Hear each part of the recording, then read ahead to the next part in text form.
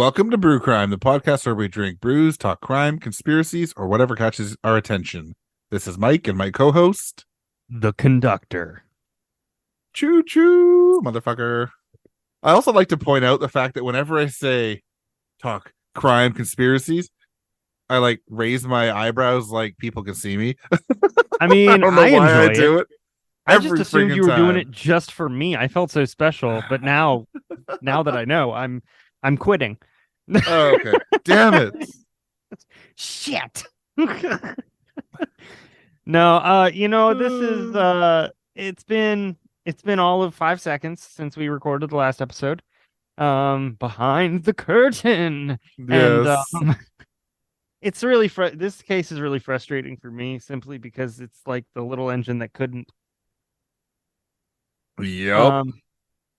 But I had mentioned I'm not drinking beer tonight. I am drinking wine. Why? Because when this train crisis occurred, all politicians and policy makers did was whine at each other. It's your fault. No, it's your fault. And there was absolutely nobody taking charge. When would they? Come on now. That Very doesn't true. sound like something a politician would do. No. Well, I've titled this case, I'm on a railway to hell. That's my... Those politicians and lawmakers and stuff, they take credit for the good stuff and they just totally back off from the bad stuff and pretend it didn't happen. Oh, for sure. Especially when they cause it. Right. Well, that was my short title. Much in the vein of Mike. My long title is the East Palestine Train Derailment. No, not that. Not East Palestine. East Palestine. Yes. That's okay. That's literally what I wrote down. There's a lot of ellipses and there's a lot of places in the States that are spelled so they should be one thing, and they just don't like to talk words properly. No. Like I said, talk words properly. I talk good. There are times in life when you can disassociate from tragedies that are occurring in your feeds on the news, etc. In fact, I would say due to the completely inhumane way people handle disasters, shootings, violence, we're pretty damn good at it. Yep. But there are some things which you can't run away from, either due to personal connection, the level of tragedy, the impact it has on either you or your surrounding area, or anything like that. In my case, I tend to empathize or sympathize with really whatever I see on TV, and a lot of the time I have to be really careful with what I entrench myself in, especially today. It's fuck yeah. What? Oh fuck yeah. Oh, I'm glad I let you say that because it's true. It's really difficult to stay abreast of the news. Yes, I said what I said. And politics, it's true. Right? And everything while staying positive and not carrying it into the life you lead. One of these very moments occurred February 3rd, 2023, less than a year ago, when a train derailed in East Palestine, Ohio. And there were a lot of conversations that this stoked. All of a sudden, discussions on track conditions, inspections, conditions of employment, politics that impacted these items. All of these topics were given a massive dose of steroids, and it was all anyone could talk about. Along with just, a smattering of discussion about the long-term effects of the derailment and spill. Yeah, exactly. And the people. I couldn't take my eyes off the screen or out of the articles because, well, my dad grew up 16 miles north of East Palestine in a town called Poland, Ohio. That's right. How do you pronounce that friend. One, though? What? Poland? Nope, it's just Poland. Okay. They didn't fuck around with the name. Okay. No, and my mom was like, I don't know. I said 16 miles, 16 minutes north. And my mom was like, oh, I don't know, 25 minutes north of this. Jeez, super close. Right. And my grandfather, Earl, he grew up in East Palestine. My grandmother, Shirley, also grew up in that area. And they moved out of East Palestine, raised my dad in Poland, Ohio. But the house that my grandfather grew... I feel bad for your grandpa because Earl's got to die, doesn't he? That's a reference to something. That's isn't that now they're called the Chicks, I think. They were the Dixie Chicks. That's right. They do have that song. My friend's grandpa was Earl, so they used to always love singing that as a joke. Oh jeez. Well, I mean, listen, the house my grandfather grew up in with his multitude of brothers, who, I mean, sadly, either all or mostly had passed away by the time I was born. I mean, it still stands. Um, Wow. right. And in addition, my parents still live within a close distance of East Palestine. I mean, for a little bit, my dad couldn't visit his parents at the cemetery because of the possible contamination. I mean, that's how Oh, close, Jesus. yeah, that's how close everything was. But I mean, that's the town, that's the nature of the town. It's a slice of the past. And it's not like it hasn't grown or matured with technology or anything like that. But Yeah. it's almost like driving through a bit of a time capsule. If that time capsule was abandoned due to politics, bad policy making, the outsourcing of jobs, and the fact that these people couldn't really help those guys out, so it didn't matter. Uh, I digress. I've never heard that before. No, never. Flint. Yeah, right. Before before we get to the actual man-made disaster, and I know that I do this a lot, but I want to talk about East Palestine because in this case, I think giving environmental context is really important. And I really want to Yes. humanize these people by giving you kind of what I could find about the community, income struggles, because the derailment is just one more thing on top of everything else that was going on in this town. So East Palestine's a village in northeastern Columbiana County, Ohio. In 2020, the population was 4,761. Now, this has been on a decline, and at its highest, East Palestine boasted 5,750 people in the 1920s. And between Wow. 2010 and 2020, there was a 0.8% increase in population, and the last 4 decades have represented an average 4.2% decline. That's rough. Yeah. And it's a combination of two things. One, birth rate's low because people can't afford it, but two, people are moving Yep. out. Younger people are leaving. So, the town's 20 miles south of Youngstown, Ohio, 40 miles northwest of Pittsburgh. It was put together in 1828 by Thomas McCullough and William Great. It was initially known as Mechanicsburg, which is actually a city in Pennsylvania. In Hmm. 1883, it was renamed because of the religious nomenclature in the area. There was already an Enon Valley, Medina, New Galilee, Salem. Well, they wanted Palestine, Ohio. But there was already a community with that name in the state on the west side. So they were like, okay, East Palestine. And if you're gonna name it after these religious locations, then why isn't it Palestine? Ohio. I don't know. I don't know. Yeah. They elected Jim Jordan. I don't know what to tell you. That man's insane. And possibly up for Speaker of the House. I love my country. So once the town actually reached 5,000 in population, they operated as East Palestine from 1920 to 2011. In 2011, because of the population decline, they actually had to revert back to what's known as a village. They couldn't Oh, be a city anymore jeez. because of the population. I'm actually surprised they could be considered a city at 5,000 people. That seems small. Yeah, I mean, it does seem small. I mean, it just that must be the. I'm guessing at some point way before 2011 they were under that and they were like, well, we got a shot. Let's try. Who knows? Maybe we'll go Yeah. above it again. But yeah. So, What I and mean, there's a lot of villages back in in the Ohio. day, too, cities were not what cities are today. No. So it could have just been that at one time 5,000 people was enough to be a city. Yeah, I mean, like the thought of the city of Poland, Ohio being called a city, it really, I mean, in comparison to like the city of Richmond, Virginia, I mean, Yeah. Poland is a village. Like, and that's not an insult, it's just the size, it's just what it looks like. Unincorporated. Right, right. So leading industries there were the manufacture of pottery and automobile tires. They also produced steel tanks, foundry work, electrical refractories, food products, electric wiring devices, wooden ventilators, don't ask me, fireproofing materials, synthetic ice, and lumber.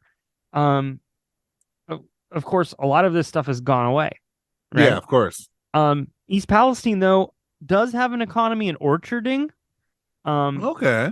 Which I'm going to be honest with you, I had no idea about until I read it. Not a clue. Also, it's Ohio. Uh-huh. Yeah, exactly, right? And that's one of the few things that actually still survives today. And there are large storage and preserving facilities, and that's made East Palestine the leading city for orchards in the area.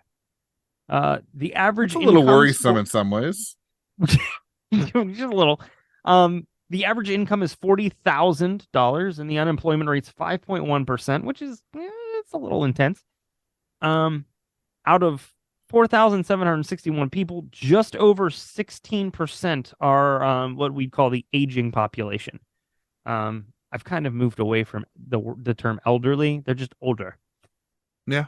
Which is kind of surprising because of the population decline. You think most were older, but I think a lot of them are going out of the village to different homes, and you know what I Yeah. mean? Like, yeah. Probably not a great, say, hospital for aging people in Yeah, a town that's declining. right. My assumption, my guess, and I didn't actually do that. You'd think I'd know, having been there multiple times myself to visit. I would know if there was a hospital, but I don't remember there ever being a hospital in the area. I think mostly it's in Youngstown or any nearby, but not there. Um, I don't know what the average percentage of these stats are per the country, but in East Palestine, only 60% have a personal computer, 65% have internet access, and only 75% have at least one car. I just looked here, sorry, and it looks like there's a health center, a primary care center, and a medical center. And then when you go down, hospitals near East Palestine. So I think no. No. Yeah, and those aren't. I mean, those obviously aren't full blown No. hospitals, right? You'd have to go to Youngstown, I think, to Mercy Health, which is where I was born. Or no, No sorry, it's way. St. Elizabeth's, where I was born. Lord have mercy. Oh yeah. So the land area is a grand total of 2.77 square miles, or 6.32 square kilometers. It's It's pretty not that. tiny. Yeah, it's tiny. Like, you sneeze and you've literally driven through it. Let me just Um, see here. One second. yeah. What are you I looking want to at? just see, compared to like where I live, the city of Burnaby, the land area, where the fuck Burnaby. is it? Come on, Wikipedia. Land area of the city of Burnaby is 98 square kilometers, or 98.6 square kilometers, of 38 square miles. That is a lot bigger. Yeah. What's the population? Estimated in 2021 is 249,000. Exponentially larger. Yes, it is not a small city, yeah. No. So, I mean, in summary, the village has a rich history, and it just so happens that this history is closely tied to the railway system, because the town is a strategic location, and it made it a vital transportation hub because it is so close to Pittsburgh, right? And you think Pittsburgh steel, hence the Steelers. Steelers, And yeah. this I thought was they just just a stole stuff. right. I mean, it's Pittsburgh. I don't know. Was it named after Don't tell my politicians? in-laws I said that. So it connected major industrial centers and facilitated the movement of goods and resources. And over the years, the towns witnessed actually an increase in rail traffic due to the growth of industries in the surrounding areas, not theirs. And but that leads to concerns. I mean, when you have an increased amount of rail traffic, you have obviously an increased amount of use, and with a decreased care of conditions, you got tracks that are issues, train speeds, and overall safety. So, Yes. so what happened? On February 3rd, 2023, a freight train passing through East Palestine derailed, resulting in severe damage to infrastructure, environmental impacts, and potential harm to the citizens of East Palestine, the surrounding area, and even further. And this is from, a lot of people were so taken aback by this occurrence, and it was indeed something massive. It was an issue. It caused a lot of problems, but I want people to be aware of how frequent this is. And so, Yeah. according to NSC injury facts, it's important to know this wasn't one of the few. Railroad deaths totaled 954 in 2022, which is an 11%. Jesus. Yeah, an 11% increase from 2021, which that revised total was 859, and that's the highest since 2007. Non-fatal injuries, do you want to guess how many that is? Probably like 4 times. I don't math, but it's Neither do I. That's why I went with the times. over 6,200. That's a lot. Yeah. which is a 6% increase from Sorry, 2021. did you say that Which, was nationally? Did you say? yeah, Okay, yeah. yeah, and I mean, a lot of people are like, "Ah, it was just 6% increase." That's a these are injuries. These are things that shouldn't happen. Injuries are gonna Yeah, happen, but they shouldn't.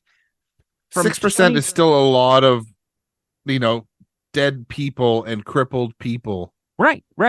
From 2021 to 2022, fatalities at highway rail crossings increased 16%, while fatalities involving other types of incidents increased 9%. The latter, so other types of incidents, included 651 deaths attributed to trespassers. Of course, they're going to say that, but it's still 651 deaths. 10 That's a employees were lot. killed while on duty, slightly down from 2021. And there were 7 train passenger deaths, up from 6 deaths in 2021. Now, the ratio of railroad related deaths to non fatal injuries and illness is about 1 to 7. In 2022, of the total 954 deaths, 29% occurred at rail crossings. Of the 3,243 non fatal occupational railroad injuries and illnesses reported in 2022, 73 were attributed to highway rail crossing incidents. None of this should have fucking happened. No, for sure. So, the thing is, I think it has a lot to do with stretching the limitations of what can be attached to trains. That's one thing. And I can say this stat. One industry estimate suggests that the median train length for Class 1 railroads, including the major freight railroad companies, was 5,347 feet, which is about 1,600 meters. That's Which is a crazy mile. long. Yeah. No, 14, 16, 1,600. Yeah, that's a mile. Yeah, your whole system is kind of confusing when I nothing is in. literally I literally know that because everything is freedom units except for track. And running track, the 1,600 is the 1 mile. That's too funny. Everything in metric is in tens. It's really easy. Yeah, but this is how we keep children down and unable to take over from the older people who won't give up. Yes. Until they want to join the military, then they're forced to learn metric. Right? So although industry estimates suggest that 5,347 feet is the median train length, each day there were more than 1,600 trains with lengths of at least 7,591 feet or 2,300 meters operating. Jesus. And, I think there's a lot of short-sightedness, but it's like, well, if they can pull them, great. Yeah, that's great. They can start it, they can get it going, but stopping it is exponentially more difficult. And also, if you're going around a bunch of curves and right, pulling or pushing, that can lead to literally forcing cars off of tracks. Well, and if you have a bunch of different cars and they're all different weights and they're carrying all different kinds of things, and you're a half mile past the curve and you still have like maybe a quarter or a sixth of a mile left to go around the curve. Yeah. And you're not paying attention to what's going around the curve. Yeah. SOL, friend. So let's go. I know that I say brief timeline, but this is literally a very brief timeline. So at 8:12 p.m. on February 3rd, sparks shot out from underneath the Norfolk Southern freight train as it passed through Salem, Ohio. I'd call it a problem. Yes. So as the train approached East Palestine, a wheel bearing on its 23rd rail car rapidly overheated. Now, what does this mean? Well, it rose to over 250 degrees Fahrenheit above the ambient outdoor temperature. Ooh, that's not good. The outdoor temperature was 10 degrees at the time. So that's Fahrenheit, right? Right. So it was 260 degrees Fahrenheit. That's very, very cold out. Mm-hmm. It is cold. I mean, that's a nice Celsius, but that's very cold Fahrenheit. Very cold freedom unit. So that's 121 degrees Celsius that the wheel bearing overheated. Yeah. And then the weather was -12 Celsius. Yes, that's cold. That's not nice. No. The overheating triggered an alarm, and we'll talk about the alarms in a second, but that caused the train's engineer to immediately apply the brakes to bring the train to a stop. The automatic emergency braking system also came into effect. The problem is that this braking system is antiquated. It's not really electronic per se. Uh, So its response time is a lot slower. And then at 8:55 p.m., 38 of the train's cars derail in East Palestine. The derailed cars included 11 tank cars carrying hazardous materials that ignited, fueling fires that damaged another 12 cars. Now, it only included 11 of these. I will get to the total in a second. In total, well, sorry, I'll get there. So the Norfolk Southern Train 32N was from the Terminal Railroad Association in St. Louis Yard in Madison, Illinois, and it was headed to Norfolk Southern's Conway Yard in Conway, Pennsylvania. The train was 9,300 feet long, or 2.8 kilometers. How many miles is that? 1.76. That is criminal. Like, that's just crazy. Yeah. And for this train that was 1.76 miles, 3 people were on board.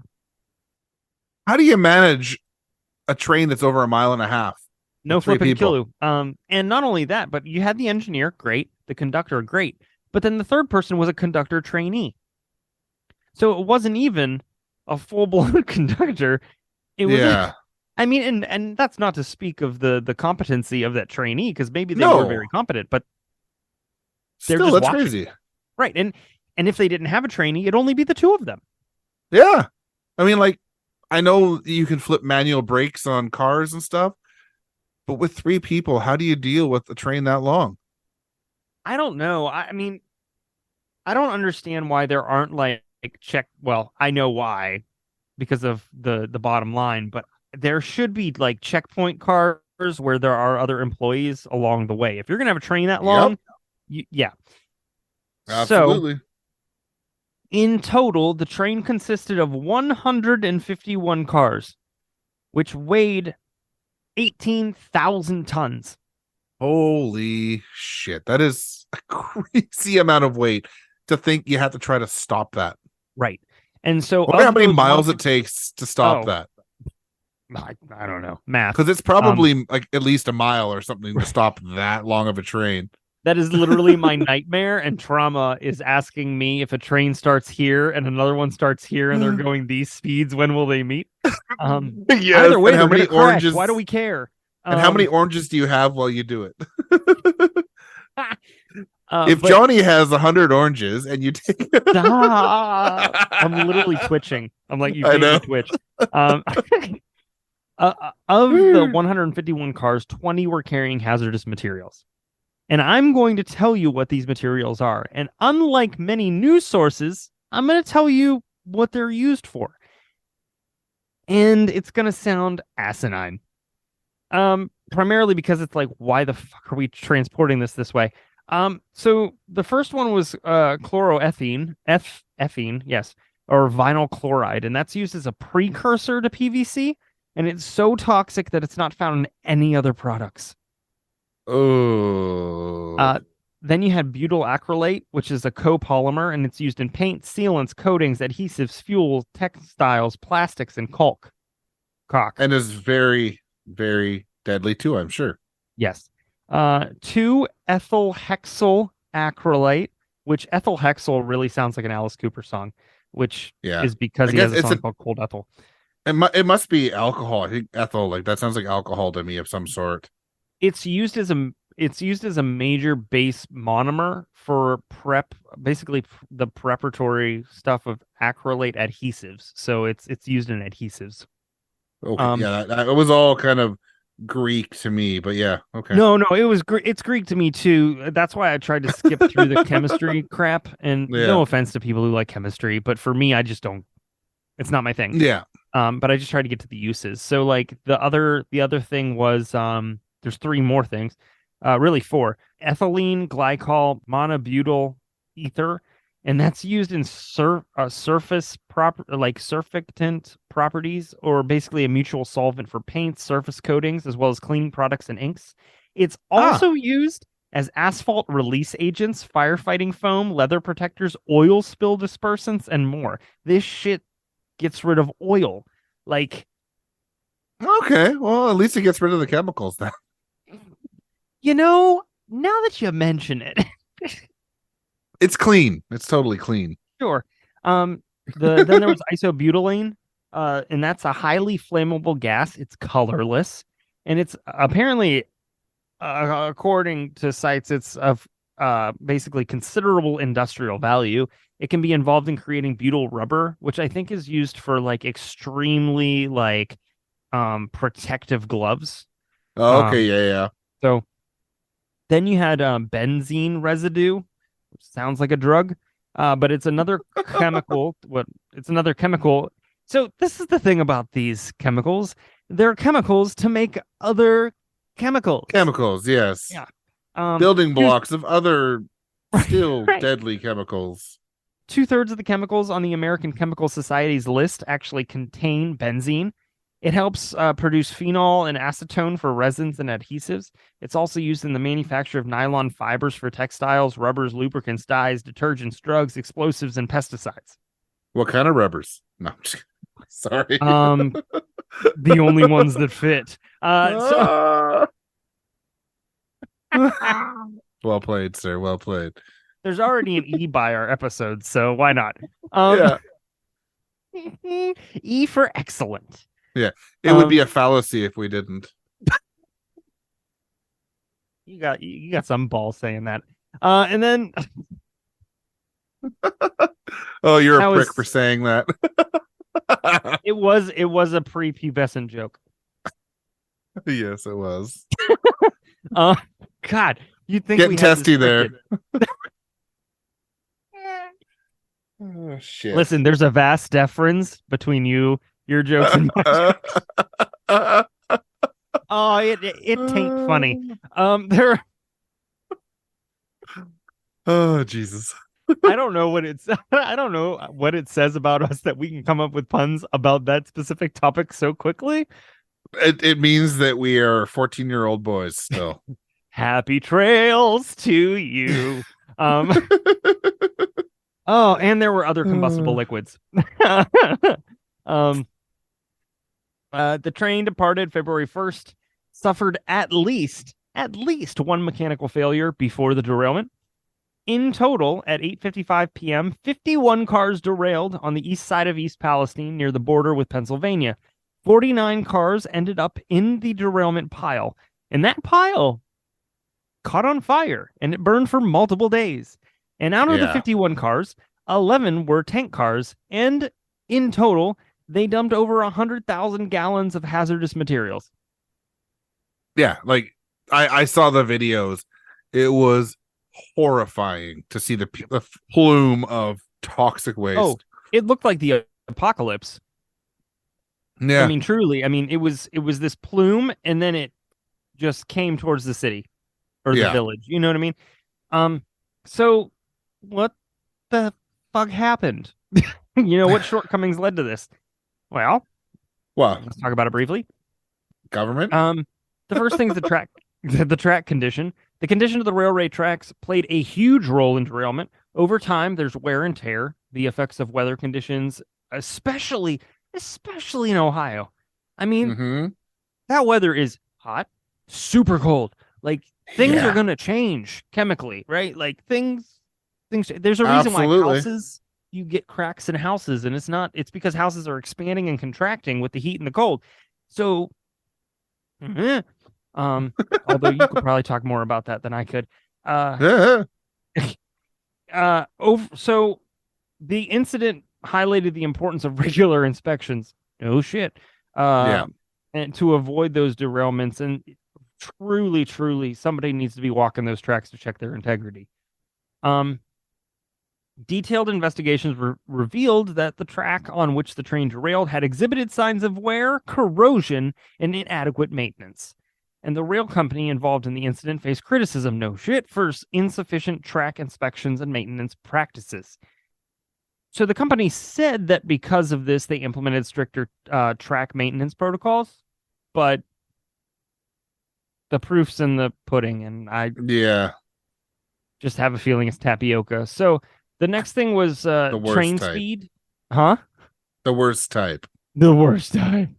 The next thing was train speed. That was another crucial factor contributing to derailment. Witnesses basically reported the train was traveling at an alarming speed for the section of track that it was on.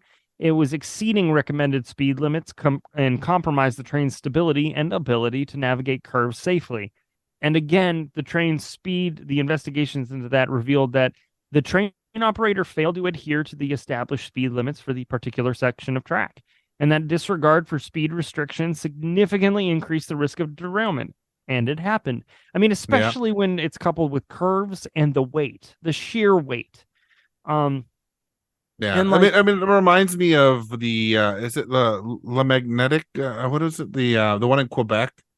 you look that up. I mean, the what I want to say before you clarify that is that I don't I don't solely want to place blame on the conductor. I know a lot of different parties want to. It's a lot easier to do that. Um, I mean, Oh the yeah, they're speed just one of thing, the people.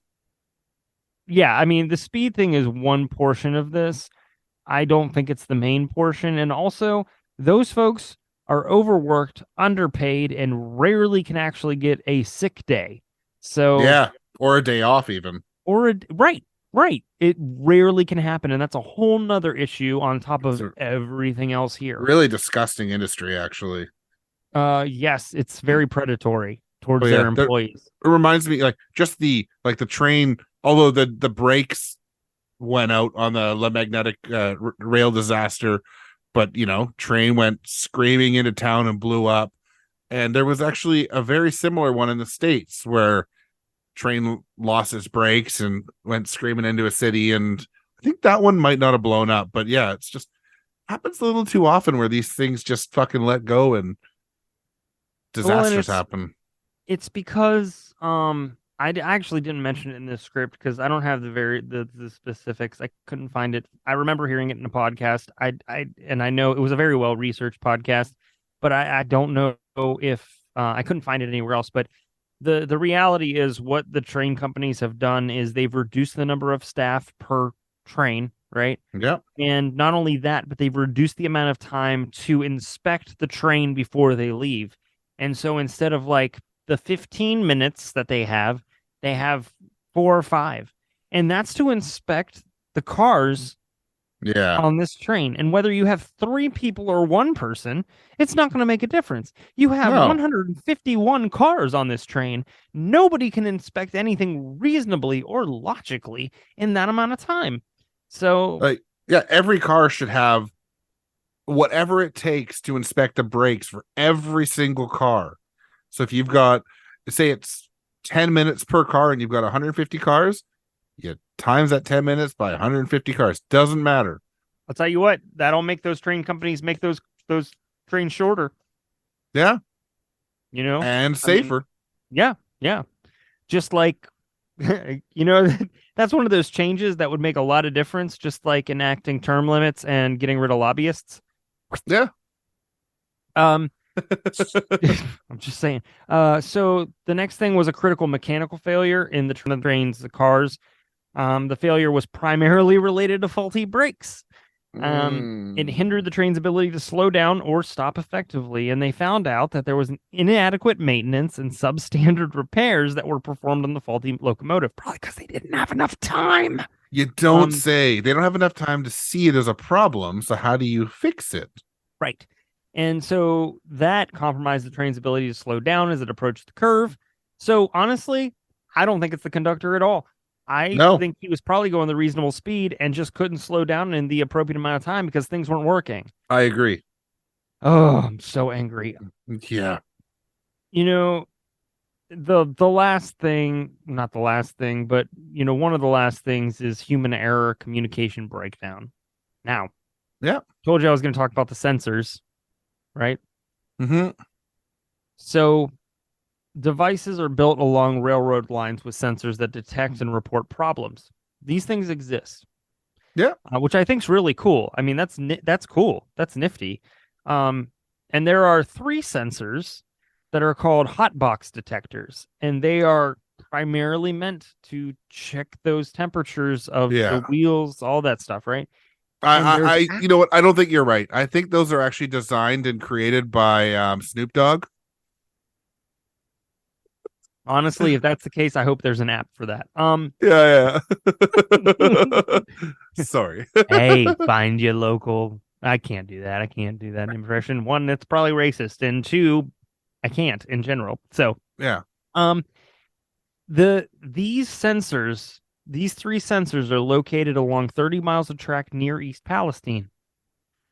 They went through these, and they did record increasing temperatures, but it wasn't until the third sensor that actually triggered the alarm. Wow. And this is an issue because Norfolk Southern safety guidelines don't require a train operators to take action until wheel bearings reach 170 degrees Fahrenheit above ambient temperature. What are they actually designed to withhold or withstand? Um A lot less than that, I bet. okay, so they are designed to withstand between 170 degrees and 200 degrees. Okay. That's non-critical. Um that but greater than 200 degrees Fahrenheit is critical. Mm. But by the time that the third sensor picked it up and the alarm set off, it was 200 and what did I say? It Hot. was 250 degrees Yeah, above. so very critical. So if they would lower their threshold, Mm-hmm. they could cover this quicker. So the rail company said that they implemented enhanced communication protocols, emphasizing the importance of clear and timely information. But I mean, has anybody checked on that? No. You know, I mean, it's like they're poking something dead with a stick to see if it's different. So the derailment caused significant damage to the infrastructure in the vicinity. Several train cars veered off those tracks, resulting in collisions with nearby buildings and structures. The forceful impact endangered the safety of residents in the area, created a chaotic scene that required immediate attention, and response teams, to their credit, including local authorities, state and federal agencies, were deployed. Basically a center was established to coordinate emergency response efforts, including evacuating affected residents and providing medical assistance to the injured. They, of course, as is well known, said that everything was safe a lot faster than I think they should have. Yep. There were no reported fatalities or injuries directly caused by the derailment. Okay. The fire was mitigated within 2 days, but there were rising temperatures in the train cars because of that fire. It prompted concerns of huge explosions. So Mm-hmm. responders decided to do a release and burn. Directly in terms of the derailment, no reported fatalities. That's great. That's awesome. I have a problem. There has got to be a better way than a release and burn method. Heck yeah. I understand if something's already on fire, that sucks, but they need to come up with something different because it is not working. If you can spray foam on something that is chemically, and knock it out, why the hell Yeah. do this? So this release and burn was done for 5 tank cars worth of the chemical. And I had said over 100,000 gallons earlier. It was Mm-hmm. 115,580 gallons That is so much. of those chemicals that I mentioned earlier. And sealant and adhesive and vinyl and PVC, that's all one thing. This is all the precursor to that. This is all the Mm-hmm. bullshit that makes it up that really we probably shouldn't even be using. Yeah. Especially because there's PVCs that don't use all that stuff, right? Right. I guess they're all artificial, but there's ones that are not using that kind of chemical crap. Correct. And unfortunately, I mean, I can only speak to America. That stuff that doesn't use it is way more expensive, Oh yeah. which is, just like trying to be healthy here will bankrupt you. Even trying to eat horribly is bankrupting people these days. Well, that's true as well. So the derailment involved the transportation. Basically, there were risks to local water sources, soil contamination, air quality. Even though there were hazmat teams dispatched, I mean, it was already done. Yeah, Environmental agencies did collaborate with experts to mitigate impacts. I mean, they have no reason. Well, ideally, they have no reason to lie. I would like them to be third party, but here we are. 100%. Um, Yeah, because they do often lie regardless. right now, the Ohio Department of Natural Resources did report that 3,500 fish had died following the derailment in nearby waterways. And I do remember, this is off the top of my dome, but I'm pretty sure I remember them saying that the river that this impacted does connect all the way down to basically Mississippi. That's not concerning at all. Ohio River. It connects for a very long way. And so they were really worried this was all going to just flow through and create a massive water issue, which was going to create something even larger. Basically, they were catastrophizing a catastrophe. Um, Hmm. that's what sells. So there was also a huge impact on the local community. The incident disrupted daily life, caused residents to temporarily evacuate. Businesses halted operations. Not only that, but essential services were impacted as well. 5 days after the derailment, the evacuation order was lifted. That's February 8th. Since then, residents have reported widespread concern about the safety of East Palestine's air and water, and some say they've experienced multiple headaches, rashes, etc. Yeah, I mean, well, we'll see what happens with possible like cancers that grow out of Right? this, like you see with uh nuclear disasters and stuff, right?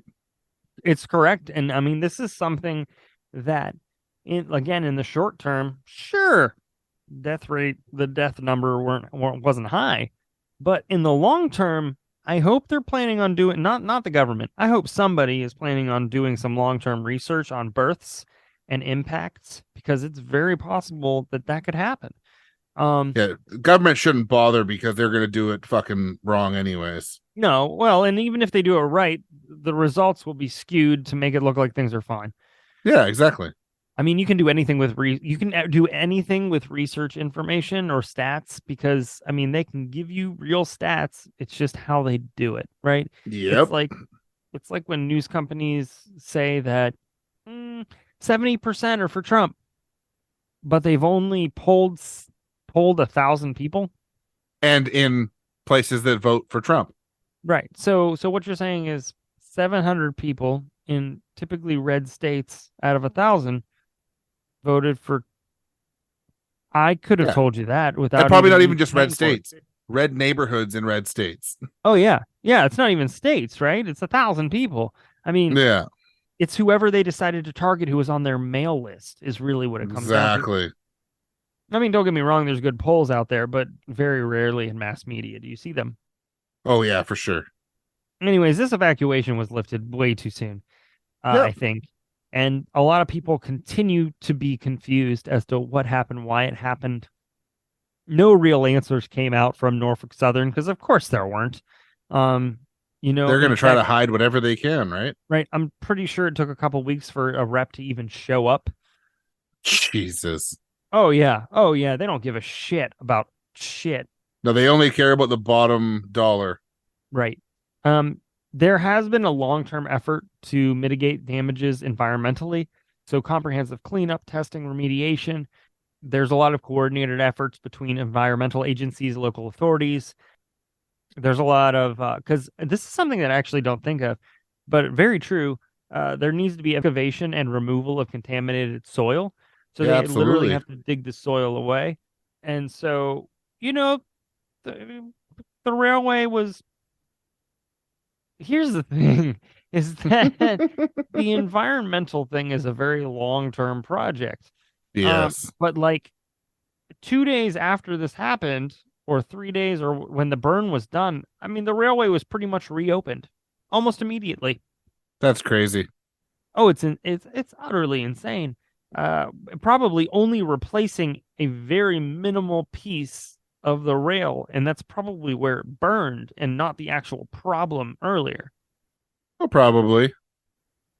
As can be expected, and I think in this case appropriately so, there have been legal proceedings, financial claims from affected individuals and businesses that filed lawsuits seeking compensation. Now, lawsuits are a war of attrition, They and sure are. I'm pretty sure the folks of East Palestine, unless they band together to do one class action lawsuit, probably can't afford it.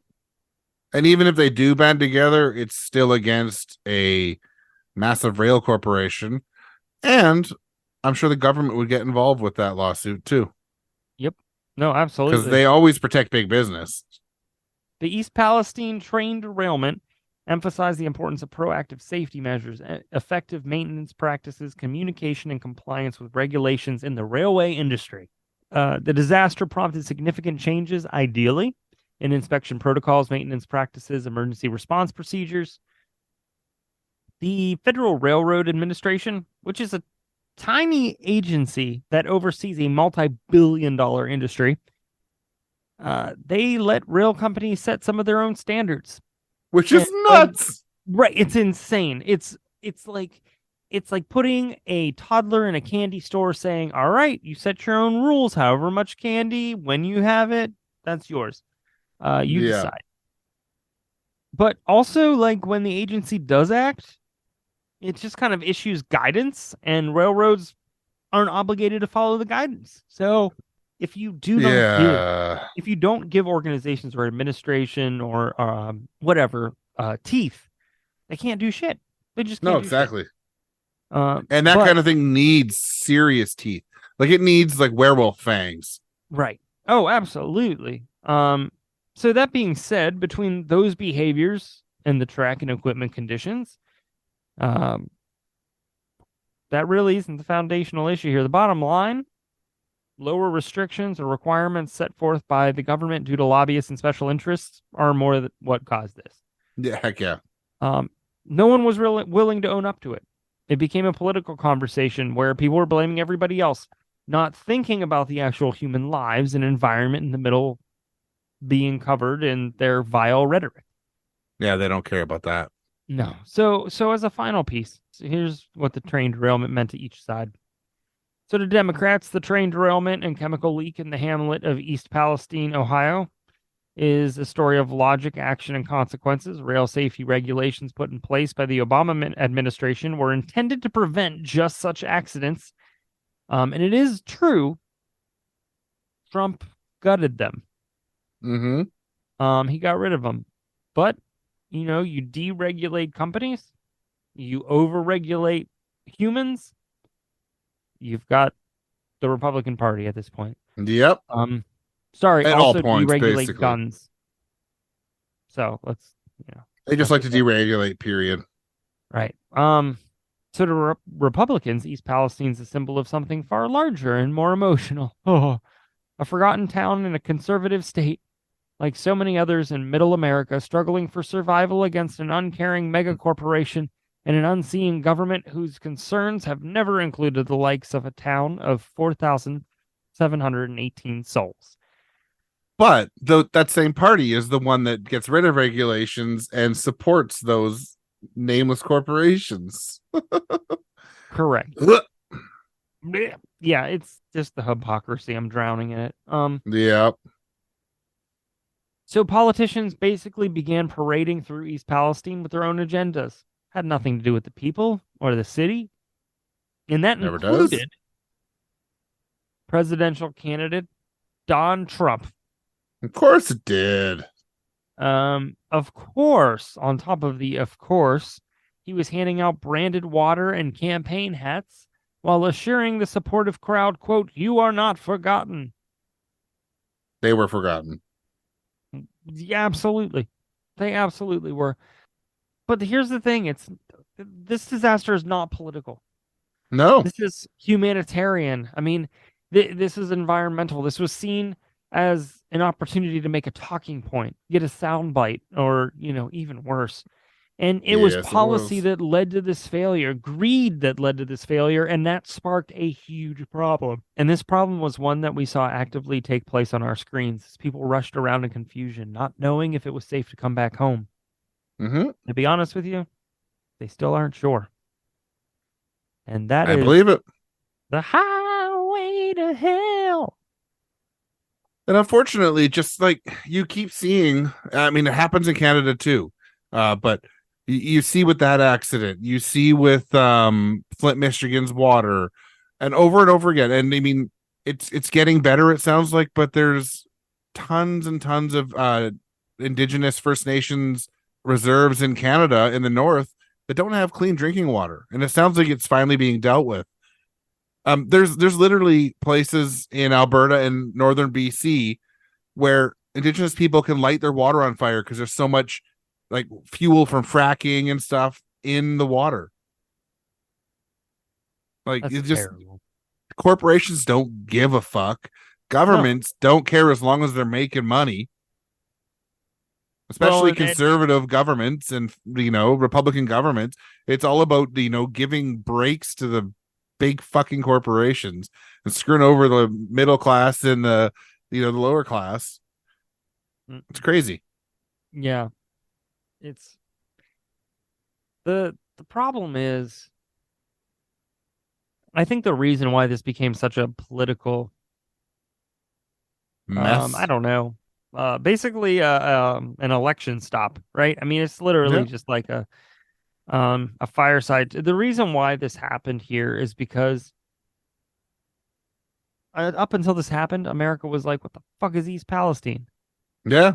I'd never Um, heard of it before in Canada. for Democrats, this is just really shitty situation.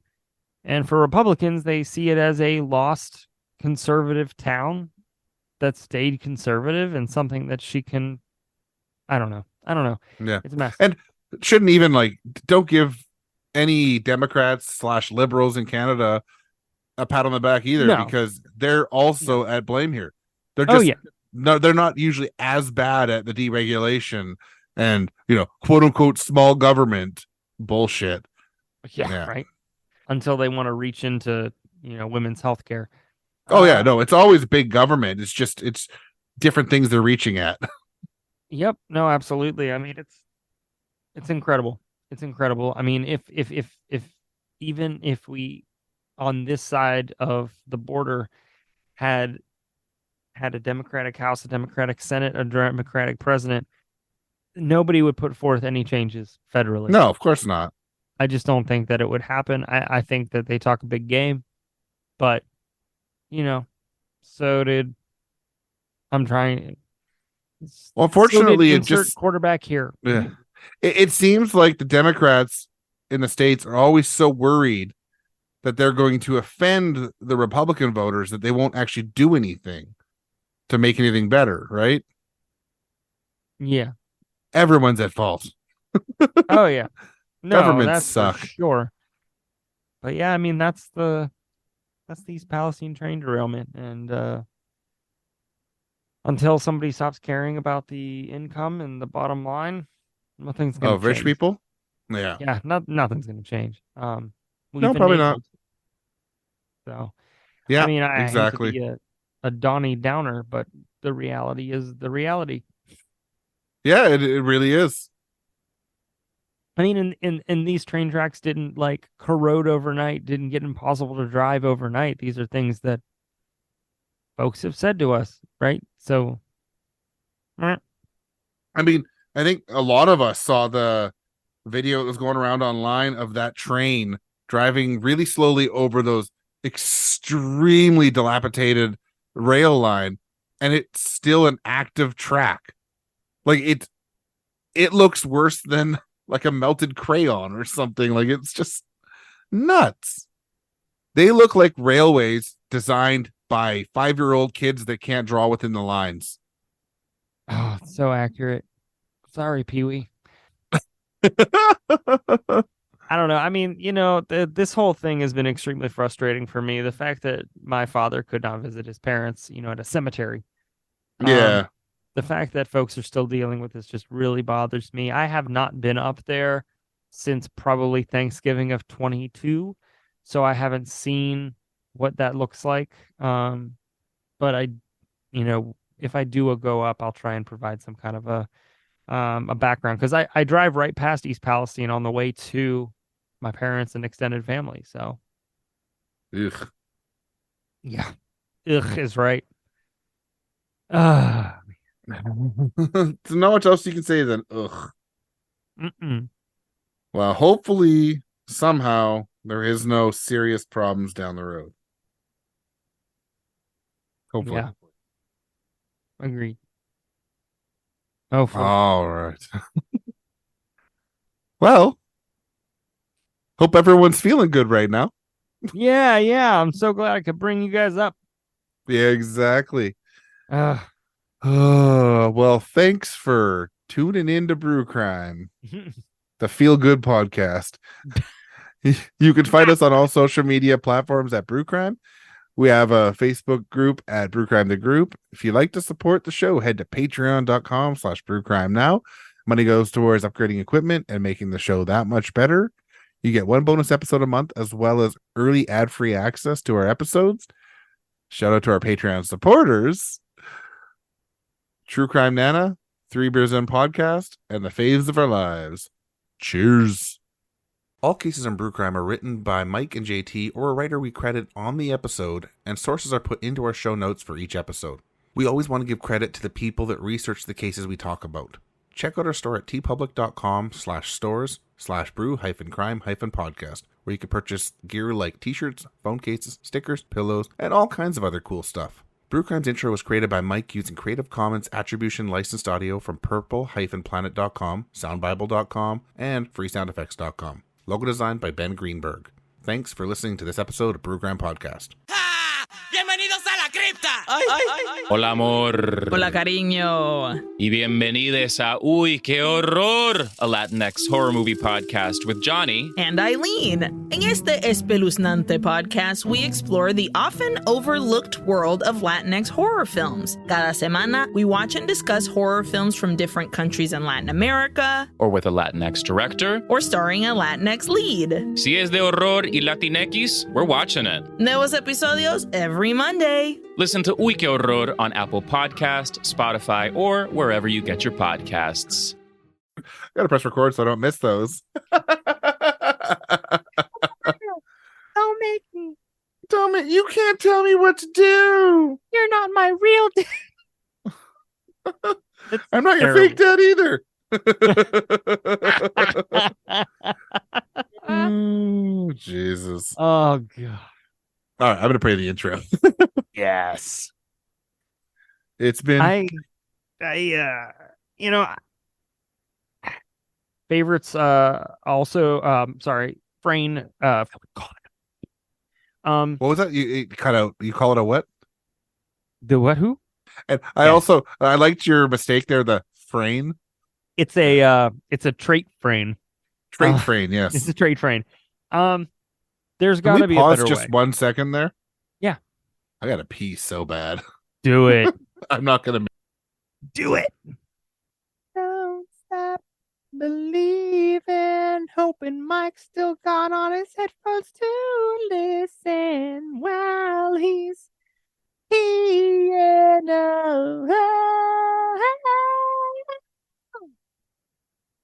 Anyways.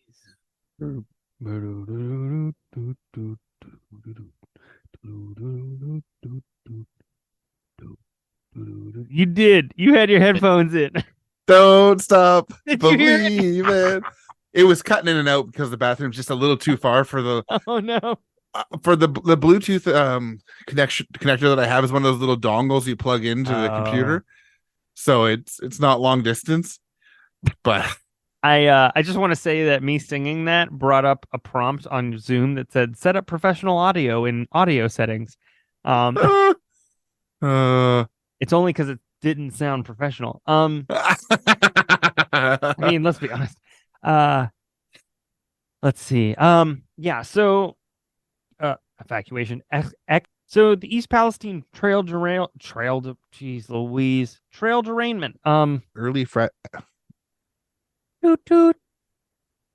Motherfucker. Choo, choo, Wait, that's not right. choo, choo.